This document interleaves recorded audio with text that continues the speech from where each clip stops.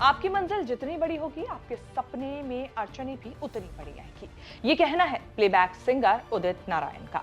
कभी नेपाल के radio station में और लोकल फंक्शंस में परफॉर्म करने वाला किसान का ये बेटा सभी अड़चनों को पार करते हुए आज प्रिंस ऑफ प्लेबैक सिंगर के नाम के खिताब से जाना जाता है। खुद स्वर कोकिला ने इन्हें लाखों लोगों के सामने प्रिंस ऑफ प्लेबैक सिंगर का खिताब दिया और साथ ही दी अपने गले की सोने की चेन गिफ्ट के तौर पर। इंडस्ट्री में इनका रुतबा ऐसा है कि सीएम नीतीश कुमार से बस एक रिक्वेस्ट भर से 70-72 सालों से रुका हुआ काम भी पूरा करवा लिया। उदित ने बीते कई दशकों में खूब नाम कमाया, पैसा कमाया, इज्जत भी कमाई, लेकिन अब इस प्रिंस ने कुछ ऐसा कर दिया जो लोगों को जरा रास नहीं आ रहा है। इसीलिए चर्चित चेहरा में बात आज उदित नारायण, जिन्होंने लाइव कॉन्सर्ट में फीमेल फैंस के साथ लिप किस कर दिया तो भयंकर गुस्सा सोशल मीडिया पर फैंस का फूटा है। लेकिन उदित को इसमें जरा भी गलत नहीं लगा। उल्टा उनका कहना है कि वो भारत रत्न के हकदार हैं। दो शादियां करने वाले उदित आज भी पहली पत्नी के साथ विवादों में हैं, जिसके चलते उन्हें कोर्ट के चक्कर लगाने पड़े। क्या है ताजा विवाद और क्यों मिली उदित को जान से मार देने की धमकी, बताएंगे चर्चित चेहरा के आज के इस खास एपिसोड में। नमस्कार, मैं हूं कीर्ति और आप देख रहे हैं न्यूज तक पर चर्चित चेहरा।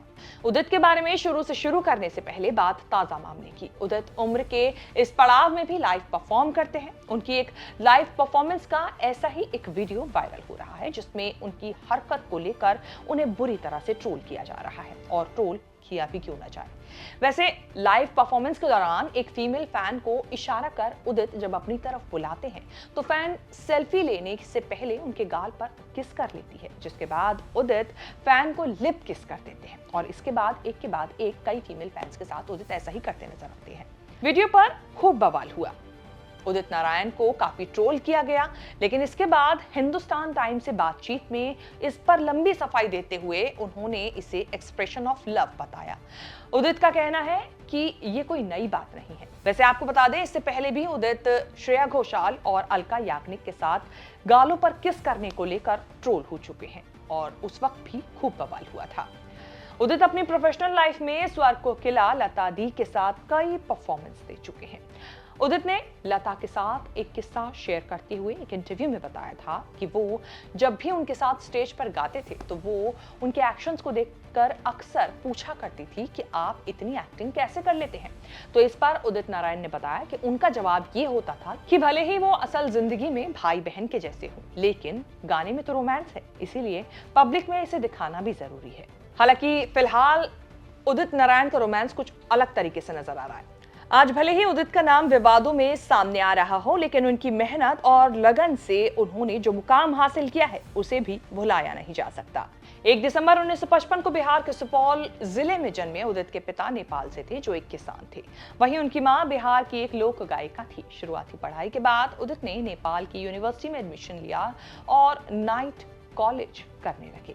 फिर जब स्कॉलरशिप मिली तो वो 1978 में मुंबई आ गए, जहां वो संगीत को बेहतर तरीके से समझ पाए। इससे पहले उदित ने 15 साल की उम्र में नेपाल के एक लोकल रेडियो स्टेशन में 100 रुपए महीने पर एक स्टाफ सिंगर के तौर पर काम किया।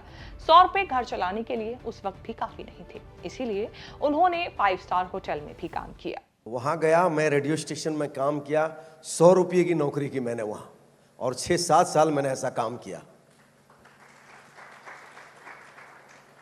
और आपको बहुत अच्छा लगेगा सुन के, न मेरा वहाँ घर था और काठमांडू भी कैपिटल ऑफ नेपाल है, तो मुझे बहुत तकलीफ होता था वहाँ, और 100 रुपये में तो कुछ होगा नहीं।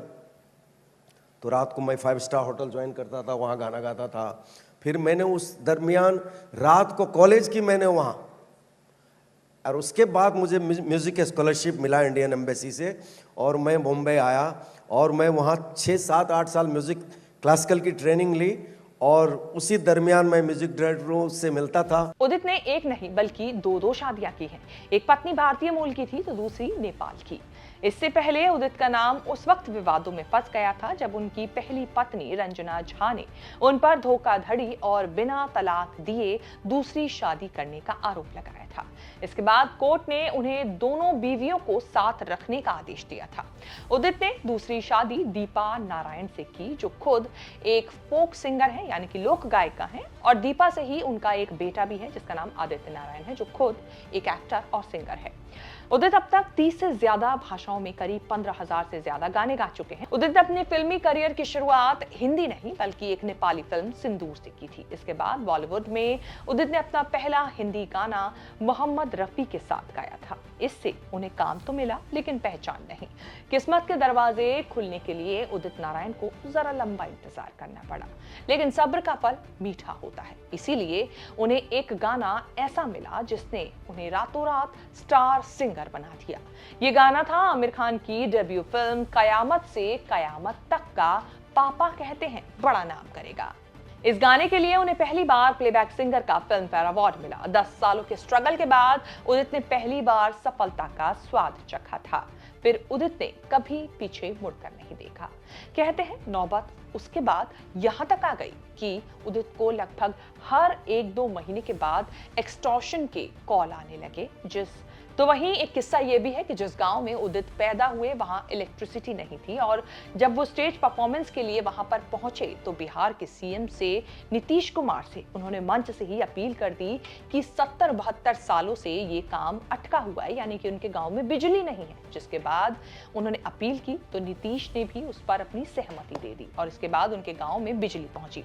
आपको बता दें उदित को अब तक कई अवार्ड्स मिल चुके हैं। 5 फिल्म फेयर अवार्ड से नवाजा जा चुका है, पद्मश्री, पद्म भूषण और नेशनल अवार्ड से भी सम्मानित किया जा चुका है।